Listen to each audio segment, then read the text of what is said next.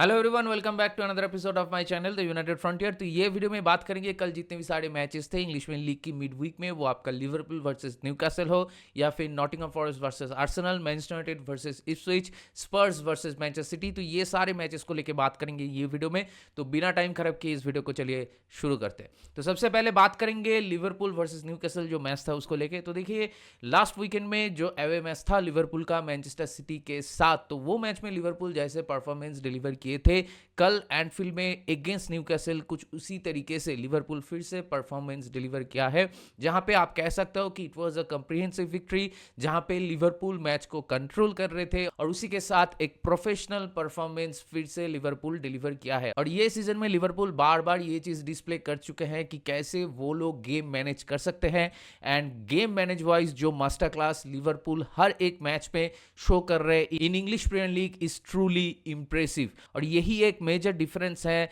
Between Jurgen Klopp and Arne Slot. मतलब Jurgen Klopp के under Liverpool अक्सर ऐसे मैचेस में गेम मैनेज नहीं कर पाते थे या फिर ज़्यादा अटैक करने के चक्कर में वो लोग गोल कंसीड कर लेते थे, लेकिन आर्ने स्लॉट के अंदर लिवरपूल में ज़्यादा ठहराव है, लिवरपूल का परफॉर्मेंस उतना रश्ड नहीं है और एट टाइम्स लिवरपूल बढ़िया तरीके से गेम मैनेज कर पा रहे हैं। और वो चीज़ कल के मैच में फिर से हम लोगों को देखने को मिला है कि लिवरपूल जब मैच में 2-0 अप थे उसके बाद भी लिवरपूल के पास मौके थे ब्रेक पे, लेकिन न्यूकासल को लिवरपूल एकदम से शट डाउन कर दिए थे, जस्ट लाइक मैनचेस्टर सिटी। और उसी के साथ कल वाले मैच में इसाक नहीं था न्यूकासल के एंड पे, लेकिन फिर भी Newcastle got a really very good team with very good individual players, लेकिन फिर भी लिवरपूल कल मैच को जैसे मैनेज कर रहे थे और एकदम ही न्यूकासल को नलिफाई कर दिए थे और न्यूकासल कुछ भी क्रिएट नहीं कर पा रहा था। मतलब हाफ चांसेस तो न्यूकासल के पास थे, लेकिन आप समझ ही सकते हो अगर इंटर मैच में 0 शॉट्स ऑन टारगेट रहता है किसी भी टीम का, तो वो टीम कैसे खेला होगा। और न्यूकासल को कल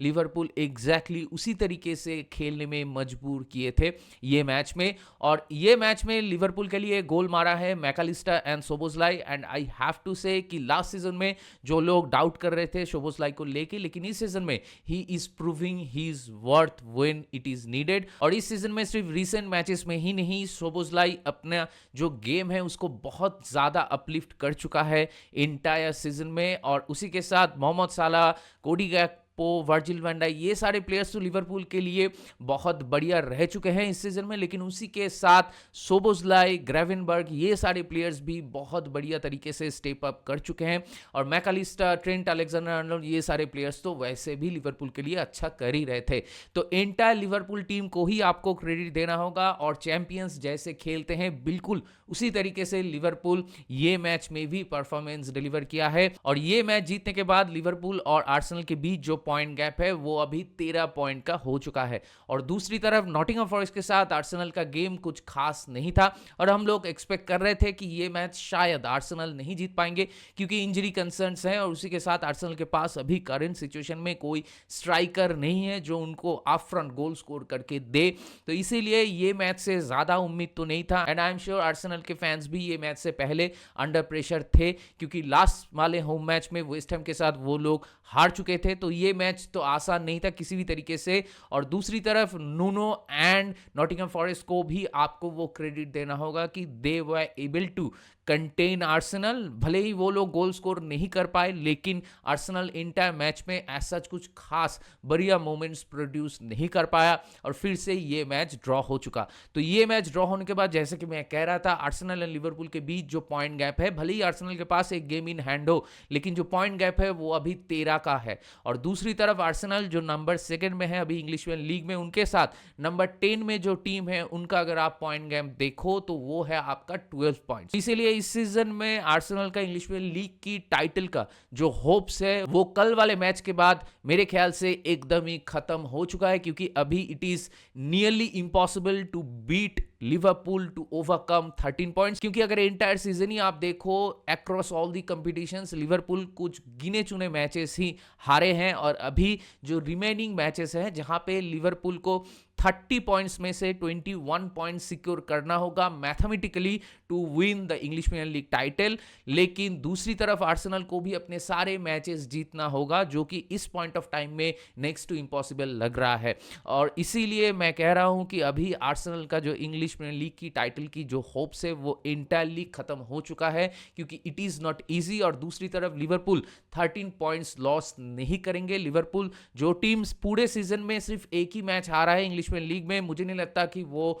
बहुत सारे मैचेस अभी जाते हुए हार जाएंगे, जहां पे वो लोग इतना सही खेल रहे हैं फॉर्म वाइज, और उसी के साथ गेम मैनेज करने में वो लोग हर एक परफॉर्मेंस पे मास्टर क्लास परफॉर्मेंस डिलीवर कर रहे हैं। तो इसीलिए कल वाले मैच के बाद आई मस्ट से कि लिवरपूल और भी करीब जा चुका है टाइटल की, और इस साल यही लग रहा है कि लिवरपूल अपना 20th टाइटल लिफ्ट करेंगे, और मैनचेस्टर यूनाइटेड की जो highest English Premier League winning tally है 20, उसको मैच कर देंगे। Being a Manchester United fan, we obviously don't want Liverpool to win the 20th title, लेकिन फुटबॉल में ऐसा होता है कि हम लोग का टाइम अभी खराब चल रहा है। एक टाइम पे हम लोग ऊपर थे और लिवरपूल नीचे था, लेकिन अभी पिछले बहुत साल से दोनों ही क्लब का जो फेट है वो एकदम ही बदल चुका है। अभी वो लोग ऊपर है और हम लोग नीचे है, तो it is what it is, हम लोग कुछ कर नहीं सकते। आर्सेनल या लिवरपूल में से हम लोग तो चाह रहे थे कि आर्सेनल जीते, लेकिन इस सीजन में जो फुटबॉल आर्सेनल खेल रहे हैं वो बहुत ही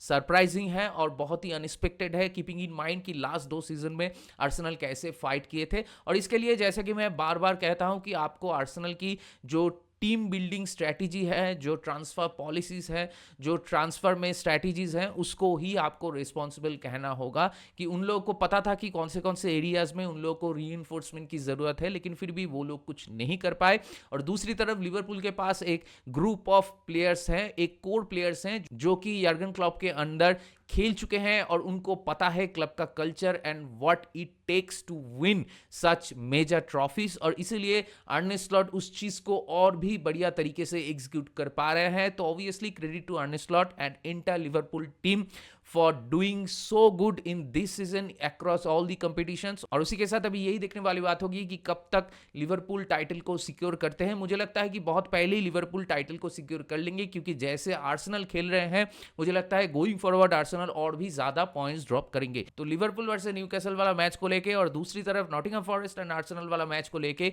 आप लोगों का क्या राय है, आप लोगों का क्या मानना है, मेरे साथ जरूर शेयर कीजिए कमेंट करके। इसके बाद चलिए बात कर लेते हैं मैनचेस्टर यूनाइटेड वर्सेस इप्सविच जो मैच था उसको लेके। तो देखिए ये मैच एक ऐसा मैच था जहां पे हम लोग को सच में मालूम नहीं कि हम लोग कैसे खेलेंगे, और इस सीजन में कुछ ऐसा ही हम लोग के साथ हो रहा है कि जहां पे एक्सपेक्टेशन रहता है कि हम लोग अच्छा करेंगे, वहीं पर ही हम लोग क्रम्बल कर जाते हैं। लेकिन कल वाले मैच में शुरुआत जब हुआ तो शुरू में ही ओनाना से एक बहुत बड़ा गलती हो जाता है, and this is really concerning for each and every United fan, क्योंकि बहुत पैसा देके हम लोग उसको खरीद के लाए थे लास्ट सीजन में, और उससे पहले ओनाना का परफॉर्मेंस इतना भी खराब नहीं था जब वो इंटर मिलान में खेल रहा था। लेकिन मैनचेस्टर यूनाइटेड में आने के बाद उसको सेटल इन होने में बहुत ज्यादा टाइम लग रहा है, और उसी के साथ क्लब में जो प्रेशर है उसको भी हैंडल करने में उसको थोड़ा बहुत तो दिक्कत हो ही रहा है। लेकिन फिर भी you can not give this excuses. अगर आप मैनचेस्टर यूनाइटेड जैसे टीम में खेल रहे हो, वो भी इंग्लिश में लीग में, जहां पे सिंपल सा जो चीजें होता है, जो बेसिक्स होते हैं फुटबॉल की, वो आप ठीक से फॉलो नहीं कर पाते हो। तो ये सीजन में ओनाना का जो शुरुआत था वो ठीक ठाक ही था, बहुत सारे मैचेस में उसने बढ़िया परफॉर्मेंसेस भी डिलीवर किया है, लेकिन फिर भी eight the end of the day बहुत सारे मैचेस में उसने फिर से बहुत सारे गलतियां भी किया है, और इसीलिए हम लोग को अभी ये चीज पता है कि ओनाना बहुत ज्यादा एरर प्रोन है, और गोइंग फॉरवर्ड ये जो इनकंसिस्टेंसी है उसको कैसे वो बेहतर करेगा, इसको लेके आई एम रियली डाउटफुल। तो लास्ट वाले सीजन में भी बहुत सारे ऐसे इंडिविजुअल मिस्टेक्स हम लोग को देखने को मिला था फ्रॉम ओनाना, और इस सीजन में भी बहुत सारे मैचेस में, आपका नॉटिंघम फॉरेस्ट वाला मैच हो, ब्राइटन वाला मैच हो या कल वाला मैच हो, तो बहुत सारे मैचेस में ऐसे एग्जांपल्स आपको मिलेगा जहां पे ओनाना should have and could have done better, लेकिन फिर भी वो गलतियां वो बार बार करता है। मतलब 1-2 मैचेस में अच्छा खेलता है, उसके बाद फिर से ऐसे गलतियां ओनाना के तरफ से हम लोग को देखने को मिलता है। लेकिन sad sadly going into the summer transfer market, अगले सीजन के लिए जब हम लोग टीम बिल्डअप करेंगे और रूबेन अमोरिम को सपोर्ट करने की कोशिश करेंगे, तो उस वक्त हम लोग की जो प्रायोरिटीज है वो ऑब्वियसली है एक राइट विंग बैक, उसके साथ हम लोग को एक विंगर भी चाहिए, उसके साथ हम लोग को स्ट्राइकर चाहिए, मिडफील्डर चाहिए, सेंटर बैक चाहिए। तो ये सारे पोजीशंस में जो साइनिंग्स है वो ज्यादा इंपॉर्टेंट है हम लोग के लिए। एंड सैडली हम लोग के पास पैसों की कोई फ्लेक्सिबिलिटी नहीं है कि हम लोग गोलकीपर को बेच के एक नया गोलकीपर लाए। In a way our hands are tied up, और हम लोग को नहीं लगता कि अगले समर में हम लोग ओनाना से मूव ऑन कर पाएंगे। तो ओनाना को अगले सीजन में भी हम लोग को झेलना पड़ेगा। तो अगर दूसरे पोजीशंस पे हम लोग सही तरीके से रिक्रूट करते हैं और वो प्लेयर्स आके डिलीवर करते हैं, तो मैच में अगर हम लोग गोल कंसीड भी करते हैं तो फिर भी हम लोग के पास प्लेयर्स होगा मैच में गोल मार के मैच को जिताने का। तो यही कुछ स्ट्रेटेजी होगा हम लोगों के लिए going forward into the next season, और हम लोगों को वो नए साइनिंग्स के ऊपर ज्यादा रिलाई करना होगा, and which in turn bring those new signings under immense pressure. क्योंकि मैनचेस्टर यूनाइटेड जैसे एक क्लब में जब आप साइन करते हो, फैंस की एक्सपेक्टेशंस ऐसा ही रहता है कि आप आते ही बिल्कुल ही डिलीवर करना चालू कर दो, और दूसरी तरफ जब आप मैच हारते हो या फिर मैच जीत नहीं पाते तो प्रेशर भी और ज्यादा बिल्डअप होने लगता है। तो इन अ वे प्लेयर्स को सेटल इन करने का वो टाइम नहीं मिलता, और दूसरी तरफ प्लेयर्स की जो इनकंसिस्टेंसी की हम लोग बातें करते हैं, that also comes into play, और उसी के बाद चीजें और भी ज्यादा कॉम्प्लिकेटेड हो जाता है और एक कलेक्टिव फेलियर होने लगता है, जो इस साल हम लोगों को देखने को मिल रहा है फ्रॉम मैनचेस्टर यूनाइटेड। तो कमिंग इनटू द मैच, हम लोग मैच के शुरू में ही ओनाना की तरफ से एक गलती हो जाता है जहां पे communication was clearly not there, क्योंकि डोरगू बॉल को गार्ड कर रहा था और उसी के साथ वो एक बैक पास भी खेल रहा था, लेकिन फॉर सम रीजन ओनाना बहुत ही ऊपर चला आया था और उसी के साथ एक ओपन गोल मिल जाता है इप्सविच को, और इप्सविच वहां से एक गोल मार देता है। तो सो अर्ली हम लोग गोल कंसीड कर लेते हैं, लेकिन फिर भी थोड़ा थोड़ा करके हम लोग गेम में ग्रू करते हैं, और उसी के साथ हम लोग 4 मिनट के अंदर फर्स्ट हाफ में ही 2 back to back goal score कर देते हैं, और दोनों ही गोल आपका सेट पीस से आया। पहला जो सेट पीस था वो एक फाउल था, तो ब्रूनो ने एक बहुत ही बढ़िया सा बॉल डिलीवर किया था, और उसके बाद वहां पे हैरी मैग्वायर गोल मारने की कोशिश कर रहा था, लेकिन एक ओन गोल हो जाता है इप्सविच की तरफ से, और उसके कुछ देर बाद फिर से हम लोग को एक कॉर्नर मिलता है जहां से ब्रूनो फिर से एक बढ़िया सी बॉल डिलीवर करता है। वहां पे फिर से हैरी मैग्वायर हेड मारने की कोशिश कर रहा था, लेकिन बॉल रिबाउंड में आया डेलो के पास, डेलो वहां से शॉट लिया, फिर से बॉल रिबाउंड पे आया डिलीट के पास, और डिलीट वहां पे फिनिश करके हम लोग को 2-1 लीड दिला दिया पहले हाफ में। तो पहले हाफ की अगर मैं बात करूं तो मैनचेस्टर यूनाइटेड लास्ट के 14 मैचेस में इन इंग्लिश प्रीमियर लीग पहले हाफ में we fail to score any goals. तो आफ्टर 14 मैचेस हम लोग पहले हाफ में गोल स्कोर किए थे, और उसी के साथ हाफ टाइम में जाने से पहले हम लोग को लग रहा था कि हम लोग 2-1 लीड लेके जाएंगे, और ये चीज लास्ट हुआ था एवर्टन के साथ जहां पे हाफ टाइम में हम लोग 2-0 अप थे। बहुत दिन के बाद हम लोग 2 गोल स्कोर किए थे पहले हाफ में, लेकिन हाफ टाइम से पहले और एक इंसिडेंट हो जाता है जहां पे डोरगू को रेड कार्ड मिल जाता है। मतलब जो डिसीजन रेफरी ने दिया आई कैन अंडरस्टैंड, क्योंकि वो एक ऐसा चैलेंज था जिसको अगर आप वीएआर में या स्क्रीन में बार बार रिप्ले देखोगे तो इट गेट वर्स, और आपको लगेगा कि हाँ ये रेड कार्ड है। लेकिन मुझे थोड़ा हार्श लगा वो डिसीजन, क्योंकि वो कोई मैलिशियस टैकल नहीं था, बहुत ही क्लोज प्रॉक्सिमिटी में उसने स्लाइड किया था, और एक बार वो बॉल के लिए जा रहा था, और एक बार अगर बंदा कॉमिट कर देता है तो फुट को विड्रॉ करना बहुत ही मुश्किल है। और कल फर्स्ट हाफ में it was a rain soaked night, तो बहुत ही बारिश हो रहा था उस वक्त, वो चीजों को भी आपको कंसीडर करना पड़ता है। लेकिन वीएआर का जो कॉन्फ़िगरेशन है कुछ ऐसा ही है कि इट इज आइदर ब्लैक और व्हाइट, मतलब चीजों को ग्रे नहीं माना जाता है थ्रू वीएआर, और यही एक बड़ा सा कौन है वीआर का कि आप येलो कार्ड नहीं दे सकते। स्टार्ट अप था उसका, और उसी के चलते जैसे कि मैं कह रहा था कि जितना बार आप उस रिप्ले को देखोगे इट विल गेट वर्स, और वही चीज हुआ रेफरी के साथ एंड वीआर के साथ, and referee had to give a red card. तो हम लोग 10 मैन डाउन हो जाते हैं just before the half time, और उसी के साथ हाफ टाइम से बिल्कुल ही पहले फिर से हम लोग एक गोल कंसीड कर लेते हैं, and it was again another cheap goal to concede. और यहां पर भी ओनाना ने फिर से गलती कर दिया, मतलब उसको मालूम ही नहीं है कि बॉल कहां से आ रहा था, भले ही उसका जो विजन है उसको कोई ब्लॉक नहीं कर रहा था, लेकिन फिर भी उसने वहां पे सेव नहीं कर पाया, जो कि मेरे ख्याल से एक रूटीन सेव होना चाहिए था इन द फार कॉर्नर। उसका जो रिएक्शन टाइम है ओनाना का वो थोड़ा लेट था, और यही चीज मैं कह रहा हूं कि ओनाना का कल वाला परफॉर्मेंस परफॉर्मेंस अगर आप देखो तो पहले हाफ में ओनाना का परफॉर्मेंस बहुत ही खराब था, लेकिन सेकेंड हाफ में ही केम स्ट्रांग। तो यही इनकंसिस्टेंसी है जो कि मैनचेस्टर यूनाइटेड के ये करंट स्क्वाड में बहुत सारे प्लेयर्स से हम लोगों को देखने को मिल रहा है। तो इस चीज को कैसे हम लोग बेहतर करेंगे वो तो मुझे अभी मालूम नहीं, लेकिन अगर आप सही रिक्रूट करते हो और आपके अगल बगल में सही प्लेयर्स, सही प्रोफाइल के प्लेयर्स खेलते हैं रूबन अमरीम के सिस्टम में, तो धीरे धीरे करके जो टीम का मेंटालिटी है, जो प्लेयर्स की कॉन्फिडेंस है, वो धीरे धीरे बेहतर होगा। तो as a Manchester United fan हम लोग को फिर से वही फीलिंग आ रहा था कि अक्सर इस सीजन में हम लोग देखा है कि Manchester United they do something good and उसके बाद वो लोग एकदम से उस चीज को थ्रो अवे कर देते हैं और हम लोग मैच हार जाते हैं या मैच से पॉइंट्स लॉस कर देते हैं। तो कल वाले मैच में भी हाफ टाइम में जब स्कोर लाइन था 2-2, तो उसके बाद हम लोग का जो फीलिंग है वो सिमिलर सा फीलिंग था और हम लोग को नहीं लग रहा था कि सेकंड हाफ में हम लोग ये मैच जीत पाएंगे। हो सकता है कि सेकंड हाफ में इप्सविच और एक गोल मार दे, तो इसलिए हम लोग बहुत ज्यादा प्रेशर में थे going into the half time. और एवर्टन के साथ जो मैच हम लोग वीकेंड में खेले थे वो मैच में भी कुछ ऐसा ही फीलिंग था कि पहले हाफ में जब हम लोग 2-0 डाउन थे तो हम लोग को कहीं से भी देख के लग नहीं रहा था कि हम लोग ये मैच में कमबैक कर सकते हैं। तो कुछ इसी तरीके से कल वाले मैच का भी आउटकम आया सेकेंड हाफ में कि सेकेंड हाफ में जब हम लोग मैच शुरू करते हैं तो we started the half very very strong और उसी के साथ एक फाइटिंग स्पिरिट जो एवर्टन के साथ सेकेंड हाफ में हम लोग डिस्प्ले किए थे।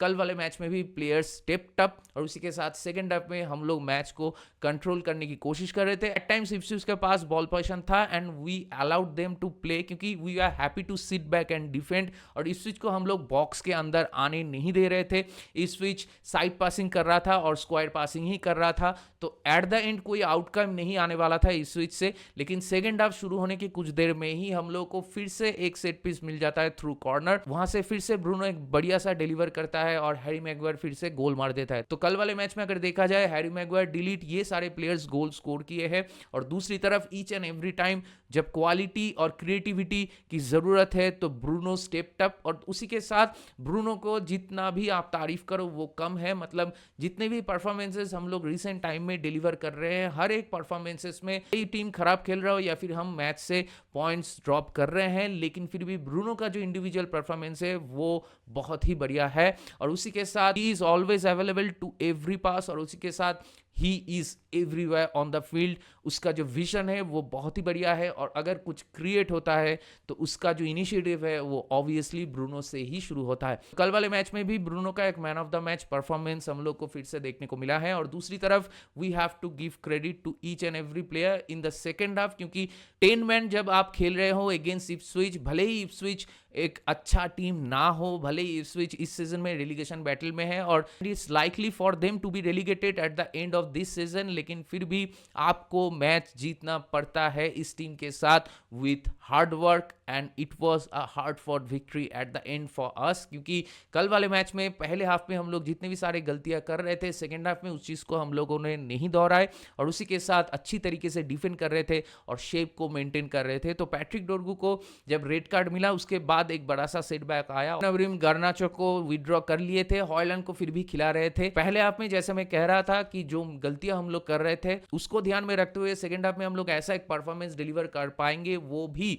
विथ 10 मैन, ये थोड़ा नेक्स्ट टू इम्पॉसिबल लग रहा था। लेकिन एट द एंड हम लोग गेम मैनेज करके मैच जीत गए और तीनों ही गोल अगर आप देखो कल जो हम लोगों ने स्कोर किया वो तीनों ही सेट पीस से आया और इस स्विच के लिए सेट पीस डिफेंडिंग एक मेजर इशू रहा है। जैसे कि हम लोग सेट पीसेस से बहुत ज्यादा गोल कंसीड करते हैं, इस स्विच भी करता है और दूसरी तरफ हम लोग सेट पीसेस से गोल भले ही कंसीड करते हैं लेकिन इस सीजन में हम लोग सेट पीसेस से बहुत सारे गोल स्कोर भी किया है। We have to give the players credit और उसी के साथ हम लोग यही फाइटिंग स्पिरिट देखना चाहते हैं from our team in each and every game week. तो देखना पड़ेगा कि अभी जो एफए कप का मैच है वीकेंड में फुलहैम के साथ, वहां पे पैट्रिक डोरगू नहीं रहेगा। मतलब कल जो स्ट्रेट रेड कार्ड उसको मिला तो अभी 3 गेम का बैन होगा उसके ऊपर, जिसमें आएगा आपका एफए कप का match against Fulham, old Trafford में इंग्लिश प्रीमियर लीग का मैच है आर्सेनल के साथ और उसी के साथ लेस्टर के साथ जो है मैच है इंग्लिश प्रीमियर लीग में। तो ये 3 मैचेस में डोरगू नहीं रहेगा एंड डोरगू मतलब इट इज वेरी सैड कि उसने कल रेड कार्ड पिक कर लिया और उसके बाद वो सस्पेंडेड है अगले 3 मैचेस के लिए,